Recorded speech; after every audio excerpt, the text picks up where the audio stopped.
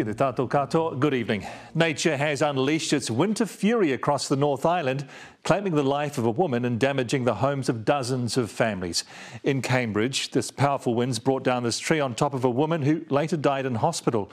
And in Wanden, several people were injured and at least 10 homes were left uninhabitable after a mini tornado ripped through the town this morning, leaving a trail of destruction. Alexa Cook begins our coverage. Mother Nature giving a mother of a wake-up call. The CCTV footage showing the mini tornado in full force. It's like the scariest thing that I've ever been through. Tearing off roofs, smashing in windows and ripping up fences. It kind of sounded like really, really loud and then you started to hear things moving, smashing. Leaving a mangled mess of twisted iron, trees and tiles. The sheer power of the tornado scooping up Peter Duckminton's sheds. They were just right here.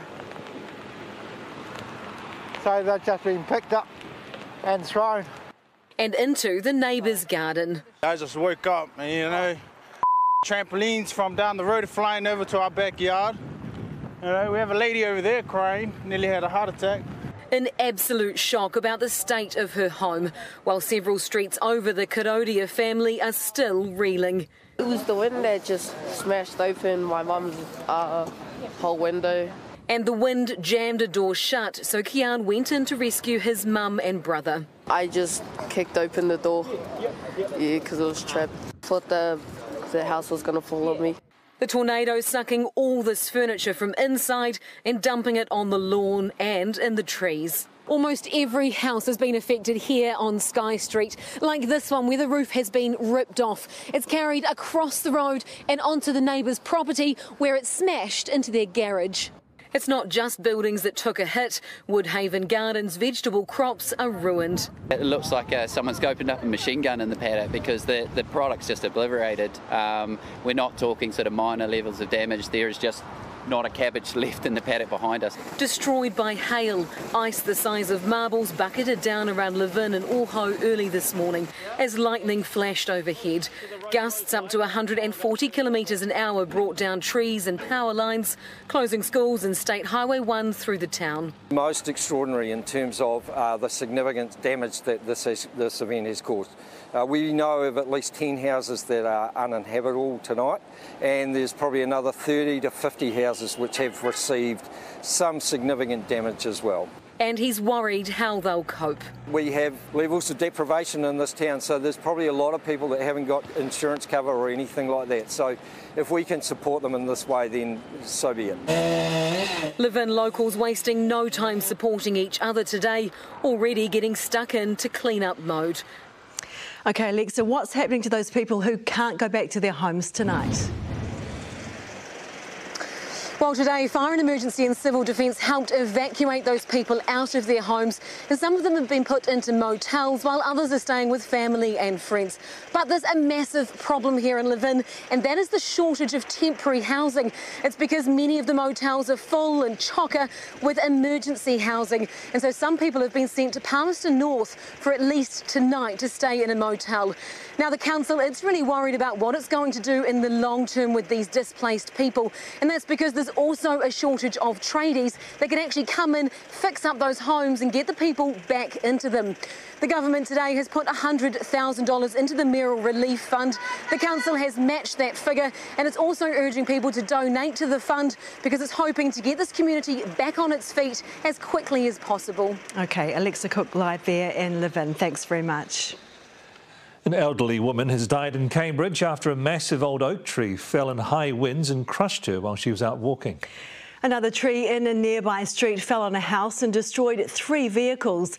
Locals say it's no surprise the last big storm weakened roots in the town that's well known for its ancient trees. Karen Rutherford has the details.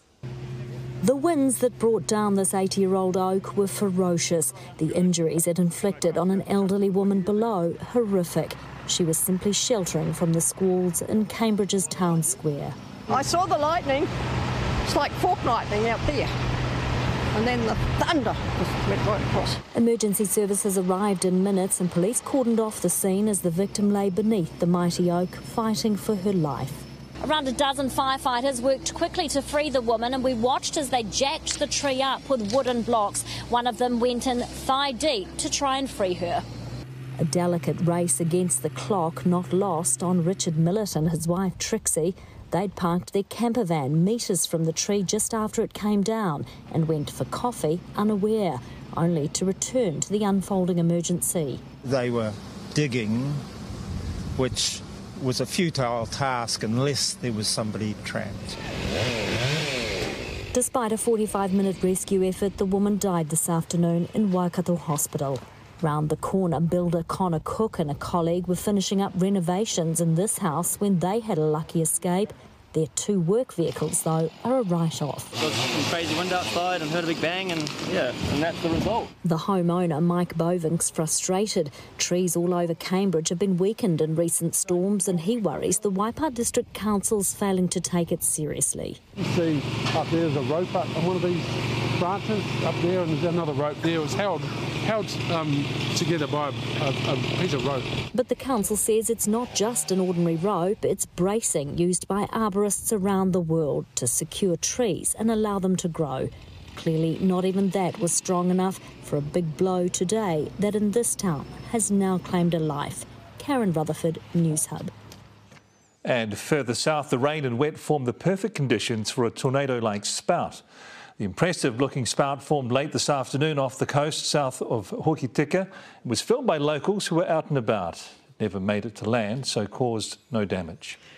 OK, well, Heather's in now with Newshub weather, and today's wild weather seemed to impact the entire country. Yeah, it was very unsettled, very unstable. Auckland's Harbour Bridge closed for a time this morning with gusts of 95 kilometres an hour. Manukau Heads recorded a gust of 133 kilometres an hour. There was snow to 300 metres at Clinton and Southland, and over 18,000 lightning strikes nationwide in only 12 hours. There is more on the way, with thunderstorms expected overnight, and I'll have all the details later in the hour. OK, we'll see you then, Heather. Thanks.